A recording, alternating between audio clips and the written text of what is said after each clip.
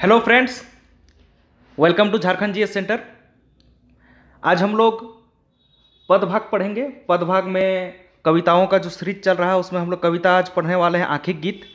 ये श्रीनिवास पानूरी जी लिखे हैं इसको और इसमें जितनी भी कविताएं हैं उसको हम लोग कंप्लीट करेंगे धीरे धीरे करके, पार्ट बाय पार्ट। ओके, सो इसके रचयिता हैं श्रीनिवास पानूरी जी आंखिक गीत के।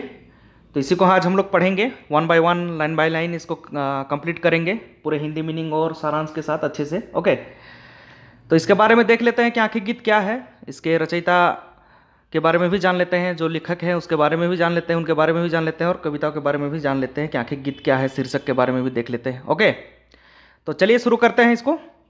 देखिए, श्रीनिवास पानूरी जी की जितनी भी कविताएँ हैं, मतलब उनका 1920 में उनका जब जन्म हुआ 1920 में, 1920 में, 1920 टू 1986 के बीच में जितनी भी कविताएं उनकी हैं, लगभग उनमें से इम्पोर्टेंट जितनी भी कविताएं जो है वो इसमें लगभग मेन कविताएं इसमें हैं। आंखिक गीत की जो बुक है ना उनकी, इसमें वो सभी कविताओं को संकलित करने का काम किए हैं इसमें। ओके, और ये सारी मुक्त कविताओं का संकलन है। अगर आप लोग को लग रहा होगा कि मुक्त कविताएं क्या होती है, तो इसके बारे में हम थोड़ा सा बता देते हैं आप लोग को। देखिए, जो साहित्य होती है उसकी दो विधाएं होती है, पद भाग और गद्य भाग। ठीक है, गद्य भाग और पद भाग, साहित्य की दो विधाएं होती है, पद और गद्य। और पद भाग जो होती है इसमें दो होते हैं, एक प्रबंध एक अप्रबंध। पद के भी दो होते हैं, एक प्रबंध एक अप्रबंध। ठीक है, तो ये अप्रबंध जो है इसी को ही मुक्त काव्य कहा जाता है, प्रबंध को ही। और पद और जो प्रबंध होता है उसको महाकाव्य या खंड काव्य इसमें आते हैं प्रबंध में। जैसे महाकाव्य में अगर आप लोग को याद होगा तो खंड काव्य में अगर आप लोग को याद होगा तो दामोदर कोराई ये खंड काव्य है। तो महाकाव्य और खंड काव्य ये सब प्रबंध में आते हैं। और अप्रबंध में छोटी छोटी कविताएँ आती हैं, जैसे आंखिक गीत हो गए, यही जो बुक है आंखिक गीत हो गया, खोरठा काठे पैदक खड़ी ये बुक हो गया, ये सब अप्रबंध में आते हैं। तो साहित्य के दो भाग में, पद और गद्य में, प्रबंध और अप्रबंध। अप्रबंध में ही छोटी कविताएं और प्रबंध में बड़ी कविताएं ये सब आती। ओके, और गद्य भाग में तो आप लोग जानते ही होंगे, कहानी, नाटक, जीवनी, संस्मरण, ये सब गद्य भाग में आता है। चलिए, हाँ, इसमें भी कविताओं का जो छोटा रूप है, छोटी छोटी कविताएं जो होती है जिसको मुक्तक काव्य या मुक्त काव्य जिसको कहा जाता है, इसमें भी दो टाइप का होता है, एक एकल एक डोंगल होता है। एक एकल होगा और एक डोंगल होगा। डोंगल, तो एकल और डोंगल में फ़र्क यह है कि एकल मतलब जो एक ही कवि द्वारा जो लिखित कविताएं होती है उसको एकल बोला जाता है, और डोंगल यानी कि एक से अनेक जो कवियों का लिखा हुआ जो संग्रह होता है उसको डोंगल कविता कहा जाता है।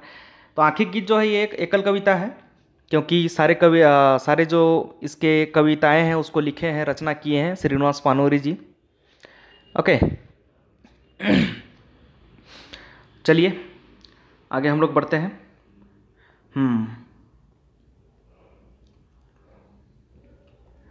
और इस बुक का प्रकाशन कब प्रकाशित हुई थी उसके बारे में जान लीजिए। जो बुक है वो प्रकाशित हुई थी 2011 में।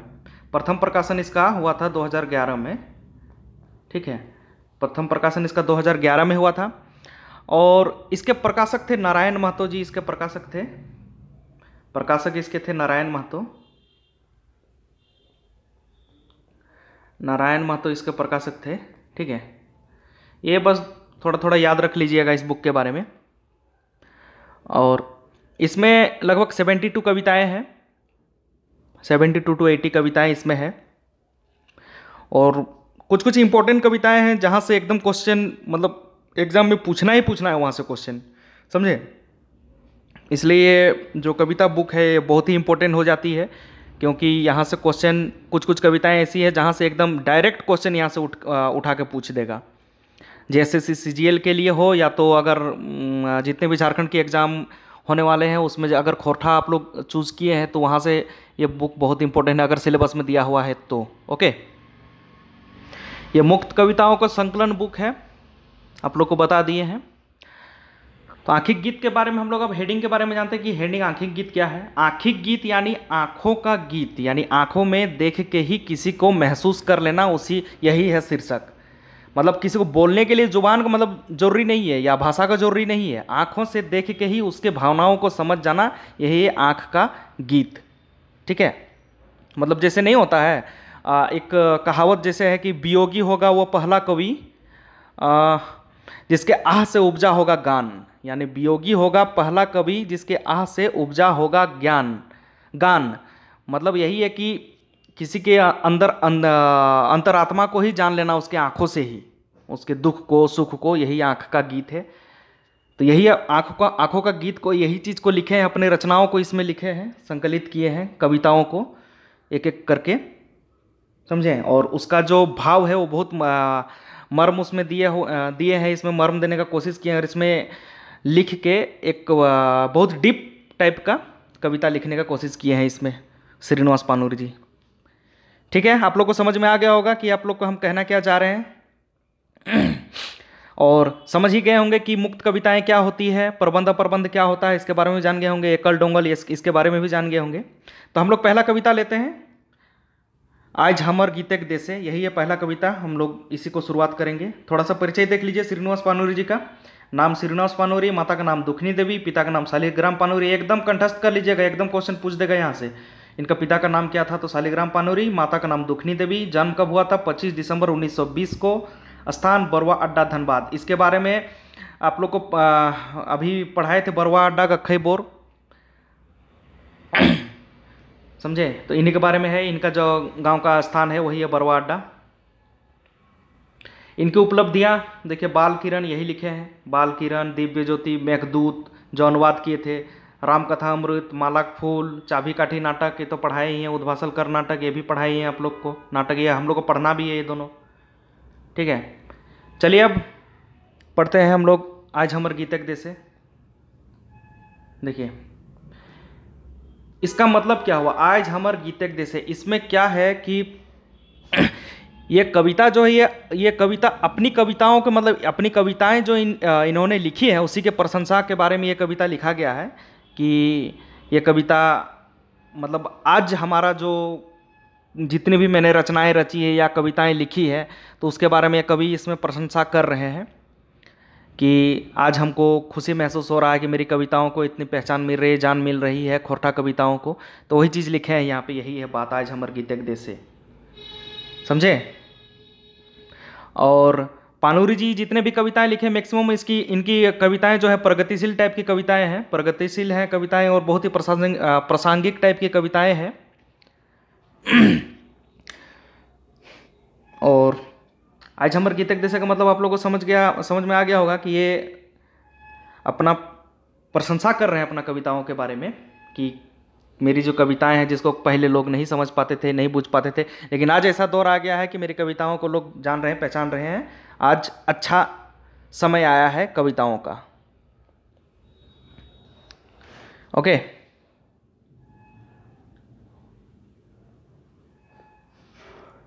चलिए पानूरी जी की जो कविताएं हैं वो मतलब बहुत ही सरल शब्द की होती हैं, लेकिन सरल शब्द में ही ये गंभीर विषय को ये टच कर देते हैं, सरल शब्दों में ही। अब ऐसा सरल शब्द ही लिखते हैं लेकिन बहुत सारी ऐसी जो गंभीर चीज़ें हैं जिसको ये सरल शब्दों में ही उसको बयान कर देते हैं, यही इनकी खासियत है पानूरी जी की।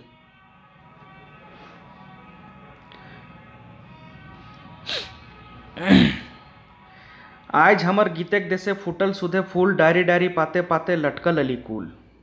बोले आज मेरा गीत का देश जो है, गीत का देश यानी आज मेरी जो रचनाएं हैं और मेरी जो कविताएं हैं इसमें फूटल सुधे फूल यानी कि फूल फूट गया है, बहुत ही अच्छा महसूस हो रहा है, पूरा फूल फूट गया है। इसका मतलब हुआ कि रचनाओं को बहुत प्रसारित हो रही है, प्रचारित हो रही है, बहुत ही अपना ये के बारे में बता रहे हैं। डायरी डायरी पाते पाते लटकल अलीकुल, और जितने भी डाली डाली पात पात है मेरी कविताओं का, जितने भी ब्रांच है मेरी कविताएं जितनी भी अच्छी अच्छी, उसमें लटकल अलीकुल। अलीकुल का मतलब यहाँ पे क्या होगा, भौरा हुआ, भौरों का दल। तो इसका मतलब अलग हुआ यहाँ से, इसको तो ओरिजिनल मतलब अलीकुल का मतलब भौरा होता है। तो फूल में जैसे भौरा लोग आके ये होते हैं ना, फूल में आकर्षित होते हैं, तो वैसे ही मेरी कविताओं में लोग आकर्षित हो रहे हैं, वही बोल रहे हैं यहाँ पे। सपन मंजरल आमेक गाछ करे छाहुर दान, कोकिल कुहू कुहू डाके, ऋतु राजेक आह्वान। बोल रहे हैं सपन मंजरल आमेक गाछ, मेरा आम का पेड़, जो मेरा कविता रूपी आम का पेड़ है वो पूरा मंजर गया है। मंजरना मतलब फूल दे, आम का पेड़ में फूल आता है ना पहले, उसके बाद आम का फल आता है, तो वही बोल रहे हैं मेरा कविता रूपी जो पेड़ है उसमें फल आ गया है। वो छाहुर दान भी कर रहा, मतलब पूरा छायादार भी है वो। और उसी में कोकिल बैठ के कहू कहू बोल रही है, ऋतुराज का आह्वान। कोकिल जो है, कोयल जो है कुहू कुहू करके ऋतुराज का आह्वान कर रही है, समझे। तो पूरा प्राकृतिक के रूप में लेते हुए, ये प्राकृतिक चीज़ों को साथ में लेते हुए अपने कविताओं को बता रहे हैं। मतलब कहना ये चाह रहे हैं कि मेरी कविताओं की जो खुशबू है वो पूरे दूर दूर तक, देश विदेश तक मेरी कविताओं की खुशबू जा रही है। ई पारे अशोक गाछ, ऊ पारे बाकुल, लेके फूल के गंध हवा छूटे दूर देसे, प्राण प्रिया बेसल जहां शुष्क मलान बेसे। बोले ई पारे अशोक गाछ, नदी का एक किनारा है सोच लीजिए, तो इस पार में अशोक का पेड़ है, इस पार में बाकुल, बकुल मतलब बबूल का पेड़, इधर अशोक का पेड़, इधर बबूल का पेड़। तो मतलब मेरी कविताएं ऐसी हैं कि हम दोनों साइड को लेके चल रहे हैं, बबूल के पेड़ को भी लेके चल रहे हैं, अशोक के पेड़ को भी लेके चल रहे हैं। और क्या बोल रहे हैं, लेके फूल के गंध हवा छूटे दूर देसे, प्राण प्रिया बेसल जहां शुष्क मलान बेसे। और मेरी जो कविताओं की जो खुशबू है वो पूरे दूर दूर तक, देश विदेश तक फैल रही है, समझे। आँखिक मधुर दर्शन पियास, लोरे डूबल कुल, आज हमर गीतक देसे फूटे सुधे फूल, फूटल सुधे फूल। मतलब हमारी कविताओं का जो सार्थक रूप है वो चारों ओर फैल रही है, समझे। मेरी जो कविताओं की जो सार्थक रूप है वो चारों ओर फैल रही है। और मेरी ख्याली रूपी जो प्रेमिका है वो शुष्क मलान वेश में, मेरी कहाँ गया, हाँ यहाँ से फिर से बता रहे हैं, छूटे दूर प्राण प्रिया बेसल जहाँ शुष्क मलान बेसे। मेरी जो ख्याली रूपी जो प्रेमिका है, जो मेरी ख्याति रूपी, जिससे हमको ख्याति प्राप्त होगा, ख्याली बोल रहे सॉरी, ख्याति जो हमको प्राप्त हो रहा है, जिसको हम अभी तक अनजान थे, शुष्क मलान वेश में था, वो भी हमको मिल रहा है, समझे। आँखी मधुर दर्शन प्यास, लोरे डूबल कुल, आज हमर गीतक देसे फूटे सुधल फूल। और मेरी क्या बोलते हैं, और हमारी जो कविताओं का जो जितने भी मेरी कविताएं हैं वो सार्थक रूप में हर लोग के पास पहुंच रही है। यही बोलना चाह रहे हैं कि अपने ही कविताओं का प्रशंसा कर रहे हैं, समझे। आंखें का मधुर दर्शन प्यास से, लोरे डूबल कुल मतलब मधुर दर्शन प्यास से, एकदम खुशी के आंसू से, लोरे डूबल कुल पूरा खुशी के आंसू से मेरी जो प्यास है वो मिट रही है। मेरे दर्शन प्यास सारा मिल रही खुशी के आंसू से, क्योंकि इतनी ख्याति मिल रही है, समझे, इतनी ख्याति मिल रही है। इसके लिए दूर दूर तक लेके फूल के गंध हवा छूटे दूर देश से, माने जितना भी दूर दूर देश तक है वो मेरी ख्याति की हवा जो है वहाँ तक जा रही है। आज हमर गीतक देशे फूटे सुधल फूल, आज मेरा गीत का देश में फूटल सुधे फूल, मतलब आज हमारा जितने भी कविताओं का देश है, मेरा जितना भी आज तक की रचनाएं हैं उसमें सिर्फ फूल ही फूल फूटा है। एकदम खुशी की कविताएं, ये अपनी प्रशंसा कर रहे हैं, अपनी जितनी भी कविताएं लिखे हैं और अपनी रचनाएं लिखे हैं और अभी तक जितना भी मेहनत किए हैं उसके बारे में। समझ गए होंगे आप लोग, ठीक है, इसका जिस्ट सारांश। ओके, आज हमर गीतक देशे। चलिए अब अगला कविता चलते हैं, रखिया भाई मुहेक पानी। इसके बारे में भी थोड़ा सा सारांश बता लेते हैं, फिर इसका कविता को बताएंगे। इसमें कहा गया है कि तुम्हारे सामने बहुत सारी कठिनाइयाँ आएंगी जिंदगी में, रास्ता में बहुत सारी बाधाएं आएंगी, रुकना नहीं, थमना नहीं, चलते जाना, तुम्हें सक्सेस मिलेगी, तुम अपने मंजिल को पाओगे ही पाओगे। रखिया भाई मुहेक पानी मतलब मुंह सूखा मत देना, रास्ता में चलते चलते मुंह में पानी जमा करके रखना, आज न कल तुमको मंजिल मिलेगी। चलिए, रखिया भाई मुहेक पानी, सामने बिहड़ बन पथ, रखिया भाई मुँहक पानी, सामने बिहड़ बन पद, डेंगे डेंगे सोल, रास्ता हमर टेके खोजे, कुकुर सियार बादुल। इसका मतलब क्या हो जानते हैं? अरे भाई अपना मुंह में पानी बचा के रखना, सूखा मत लेना, सामने बिहड़, बिहड़ यानी रेगिस्तान, बिहड़ जिसको चंबल में बिहड़ होता है ना वैसा मिलेगा तुमको। तो रास्ता बहुत लंबा पथ है, जंगल का पथ है, सुख मत जाना। डेगे डेगे सूल, सूल यानी कांटा, डेगे डेगे मतलब कदम कदम पे कांटा मिलेगा तुमको। रास्ता हमर टेके खोजे, कुकुर सियार बादुल। रास्ता मेरा तेरा टेकने माने रोकने के लिए आएगा, कौन आएगा? कुकुर सियार बादुल। तो इसको जंगल का रूप में लिए हैं, लेकिन इसको अभी का लाइफ मतलब के साथ अभी आधुनिक टाइम में भी लेके आप चल सकते हैं। ये इसमें कुकुर सियार बादल मतलब ये अनेक अनेक प्रकार की जो बाधाएं हैं ये सब आपको रोकेगी, समझे? तो सामने बिहड़ वन पथ है, अपना मुंह का पानी को सुखाना नहीं। जितने भी अभी मेहनत करने वाले लोग हैं मंजिल मिलेगी ही, इसलिए मुंह का पानी को सुखाना नहीं।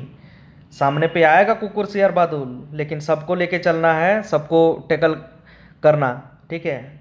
डर मत जाना। पूजा थारी छीने खातिर, इसमें क्या बोलना चाह रहे हैं? पूजा थारी छीने खातिर लुझा लुझी टाना टानी, कहाँ कठिन त्यागे के बिना, अटल ध्रुवक आसन, पावे कहिया धूर्त सियार मृग राजक आसन। मतलब कहना चाह रहे हैं कि पूजा थारी छीने खातिर, तो इनका जो फल रूपी जो थाली है, पूजा का थाली मतलब अभी तक जितने रचनाएं रचे हैं ये, या जितनी भी इनकी जो क्या कहते हैं उसको, जितनी भी इनके द्वारा जो लिखी गई साहित्य है, रचनाएं हैं, या इनका जितना भी नाम हुआ है, तो वो सब का क्रेडिट को छीनने के लिए लोग जो है लुझा लुझी टाना टानी हो रहे हैं कि हम किए खोरठा साहित्य के बारे में। तो वही इसमें बहुत डेप्थ वाला बात बोल रहे हैं। पूजा का थारी छीनने के लिए मतलब मेरा जो अभी तक का संकलन है उसको छीनने के लिए टाना टानी हो रहा आदमी लोग। तो यही बोलना चाह रहे हैं कि खाली ऐसा करने से थोड़ी होगा। कहाँ कठिन त्यागे के बिना, अटल ध्रुवक आसन, पावे कहिया धूर्त से और मृग राजक आसन। बोल रहे हैं कि कहाँ बिना कठिन तपस्या के तुमको ध्रुव का आसन मिलेगा। ध्रुव का आसन तो बिना कठिन त्याग का नहीं ना मिलेगा, उसके लिए त्याग करना पड़ेगा, तब जाकर ध्रुव का आसन मिलेगा तुमको। पावे कहिया धूर्त सियार मृग राजक आसन। जिस प्रकार कभी धूर्त सियार जो है, जो लोमड़ी है, जो धूर्त चालाक लोमड़ी है, उसको मृगराज का आसन मिलता है क्या? यह मृग मतलब हिरण मत बुझ लीजिएगा। इस मृग का मतलब हुआ जंगल का क्या बोलते हैं उसको, जंगली जीव। तो जंगलों का जो राजा होता है मृगराज मतलब सिंह, इस मृग का मतलब जंगली जीव। तो मृग के जंगल जीवों के जो राजा है जो सिंह है, उसका आसन तो तुमको भी नहीं मिल पाएगा, तो धूर्त सियार को थोड़ी मिल पाएगा। जो कठिन त्याग करेगा उसी को अटल ध्रुव का आसन मिलेगा, क्योंकि धूर्त सियार को कभी मृगराज का आसन नहीं मिलता है। एकदम सिंपल वे में लेके चल रहे हैं, आप लोग को आराम से समझ में आ गया होगा। एंड्री बने बिलार राजा, इंद्र सभाएं कानी, रखिया भाई मुहक पानी। माने एंड्री बन में बिलार राजा का कोई काम नहीं है। एंड्री का जंगल में बिलार राजा बन के क्या करोगे? एंड्री का जंगल में बिलार राजा रहता है। एंड्री मतलब क्या बोलते हो, अरंडी जिसका तेल निकलता है। तो उस जंगल में तो बिलार राजा रहेगा, उसका क्या वैल्यू है? तो जिस प्रकार इंद्र का सभा में कानी का कोई वैल्यू नहीं है। इंद्र का सभा में खाली रूपमती गुणवती लोग रहती थी ना, अप्सरा लोग। तो इंद्र का सभा में जिस प्रकार कानी का कोई वैल्यू नहीं है, एड्रीबन में जिस प्रकार बिलार राजा रहता है उसका कोई वैल्यू नहीं है। तो इसीलिए मेहनत करो, त्याग करो और ध्रुव की तरह आसन को पाओ। समझे? यही कहना चाह रहे हैं। रखिया भाई मुहक पानी, मुंह में पानी रखना भाई, बहुत मेहनत करना है। समझे?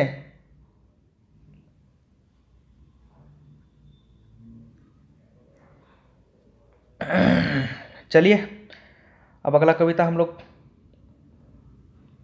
पढ़ते हैं। खोरठा हाय खोरठा। ये कविता लिखे हैं क्योंकि खोरठा का जो प्रसिद्धि हुई बहुत, फिर महत्वहीन हो गया खोरठा, लोग को बेइज्जती होने लगा खोरठा के बारे में बोलने में चालने में। वो लोग खोरठा को उतना वैल्यू नहीं देने लगे, लोग दुर्गति हो गई खोरठा की। फिर प्रसिद्धि मिली, तो उसी के बारे में बोल रहे हैं कि खोरठा हाय खोरठा। खोरठा के बारे में बोल रहे हैं कि खोरठा क्या क्या तकलीफ उठाना पड़ा है खोरठा को। समझे? तो इसी में एक पहले भी ये लिखे थे कि आज नहीं तो काल हमार बात माने हो तो, और गोड़े कांटा दांते धर के टाने हतो। ये वाला इन्हीं का, यही एक बार बोले थे श्रीनिवास पानूरी जी ही कि आज नहीं तो काल हमर बात माने हो तो, अरे गोड़े कांटा दांते धर के टाने हो तो। समझे? चलिए हाय खोरठा हाय के बारे में पढ़ लेते हैं। खोरठा हाय खोरठा रटते रहली गान, ई बटे कहाँ किंतु खोरठा भाषिक ध्यान, मायक ऊपर ममता ना है श्रद्धा भक्ति प्यार। अच्छा चलिए ये दूसरा लाइन है, यहाँ से ई लाइन को लेके चलते हैं। खोरठा है खोरठा रटते रहली ज्ञान, ई बटे कहाँ किंतु खोरठा भाषिक ध्यान। खोरठा है खोरठा हम रटते रह गए, जन्मे हैं तब से 1920 से लेकर 1986 तक। इसमें से जब से हम होश संभाले हैं उसके बाद 40 वर्षों तक हमने खोरठा के ऊपर अपने को न्यौछावर कर दिया, लेकिन इसका तरफ तो किसी इंसान का ध्यान ही नहीं है। वही कहना चाह रहे हैं, खोरठा भाषी का ध्यान ही नहीं है, हम रटते रह गए पूरा जिंदगी भर। माया के ऊपर ममता ना है श्रद्धा भक्ति प्यार, और माँ के ऊपर ममता ही नहीं सकता, श्रद्धा भक्ति प्यार ही नहीं है। खोरठा रूपी जो माँ है इसके ऊपर तो ममता ही नहीं है किसी को, श्रद्धा भक्ति प्यार ही नहीं है। कितना समझाएं लोगों को। वो तो ये धरती एगो रंगे डूबल सियार, देही ओढ़ल बाघक चाम दिन दुर्बल प्राण। बोल रहे हैं ये जो धरती है एगो रंगे डूबल सियार है। रंगे डूबल सियार यानी इन लोग को फॉरेन का चीज़ पसंद आएगा, खुद का जो देसी चीज़ें हैं ये चीज़ यहाँ के लोगों को पसंद नहीं है। मतलब ये नहीं होता है कि चार आदमी को देख लिए तो थोड़ा सा इंग्लिश में 3-5 करने लगा दिखाने के लिए कि मैं कितना जानता हूँ टाइप का। और खोरठा में उस टाइम बोलेगा नहीं वो इंसान, खोरठा उस टाइम भूल जाएगा बोलने के लिए, दिखाएगा आदमी लोगों को कि हम नहीं जानते हैं खोरठा उठा। तो वही बोल रहा है कि रंगे सियार को कितनों तुम डुबा लो, वो तो उसका रंग तो उतरेगा ही ना, तुमको आदमी थोड़ी मानेगा। अब जाके विदेश में फॉरेन में जाके 2-4 बार इंग्लिश बोल लोगे तो क्या तुमको आदमी विदेशी मानने लगेगा? यहीं का ना बोलेगा कि हाँ होगा कहीं का। ऐसे होता है ना, कहीं से दिल्ली उल्ली में काम करके आएगा और गांव में पूरा 3-5 दे रहा है, पूरा डीलिंग दे रहा है, तो आदमी लोग थोड़ी मानेगा ना तुम के हर भाई गाँव का हो। यही बात है। तो वही रंगा सियार बनने का कोशिश करता है आदमी लोग, इसलिए खोरठा के ये स्थिति है बोल चलना चाह रहे हैं। वो तो ये धरती एगो रंगे डूबल सियार, देही ओढ़ल बाघक चाम दिन दुर्बल। अब देह में बाघ का चाम को ओढ़ लोगे तो तुम बाघ तो नहीं ना बन जाओगे भाई।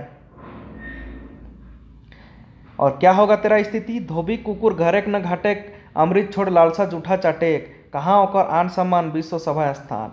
ये हो जाएगा यही स्थिति कि आज तुम जहाँ जा रहे हो वहाँ का भाषा बोल रहे हो, जहाँ मतलब इसको हीन भाव से देख रहे हो खुद के।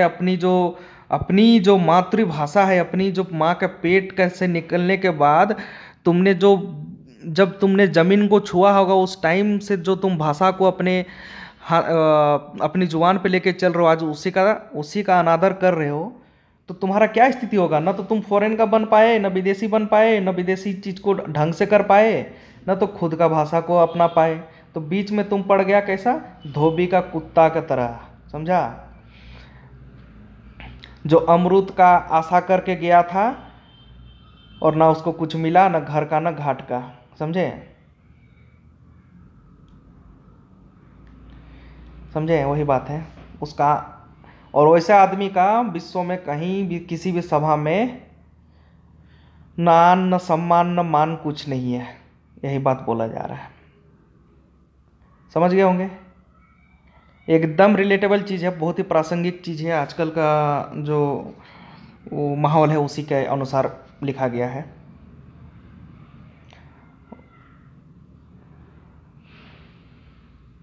तो आज हम लोग यही 3 कविता हम लोग पढ़े हैं। इसके अगला में हम लोग लगभग ज़्यादा कविता करने की कोशिश करेंगे। आज का वीडियो थोड़ा शॉर्ट बना रहे हैं, इसके बाद वाला लंबा वीडियो बनेगा। ठीक है? तो आखिर गीत हमको लगता है कि अभी जो 3 कविताएं पढ़ाएंगे अच्छे ढंग से समझ में आ गया होगा। फिर MCQ लाएंगे ना, उसको आप लोग करिएगा तो पूरा ढंग से आप लोग को पूरा कन्फर्म एकदम क्या बोलते हैं कंप्लीट हो जाएगा। एक जो MCQ लगाइएगा ना उसके बाद पूरा कॉन्फिडेंस आ जाएगा और पूरे ढंग से आप लोग एग्जाम के टाइम में कर पाइएगा। एक भी चीज़ भूलिएगा नहीं, वो चीज़ दिमाग में खप जाता अगर आप MCQ कर लीजिएगा तो। समझे? और कुछ ऐसा चीज़ है नहीं, कविताएं जो हैं बस, और उतना डेप्थ में पूछेगा भी नहीं, बस थोड़ा सा कुछ जो फैक्ट चीज़ है उसको जानने का बस ज़रूरत है। तो धन्यवाद आप सभी को लास्ट तक देखने के लिए। अगला पार्ट जल्द ही लेके आएंगे। ओके, ठीक।